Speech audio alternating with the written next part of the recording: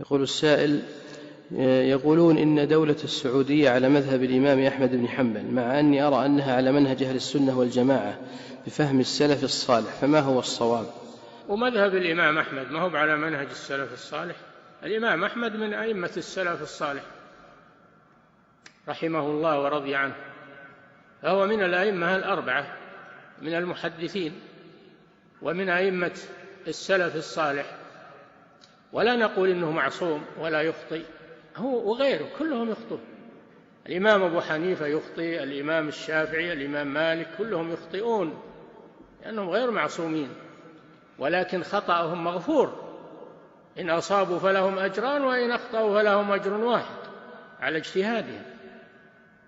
فالإمام أحمد من أئمة أهل السنة، ولكنه ليس بمعصوم، فنأخذ ما وافق الدليل مع الإمام أحمد أو مع غيره، والذي على مذهب أحمد هو على مذهب أهل السنة والجماعة، والذي على مذهب أبي حنيفة أو مذهب مالك أو مذهب الشافعي هو على مذهب أهل السنة والجماعة، والحمد لله.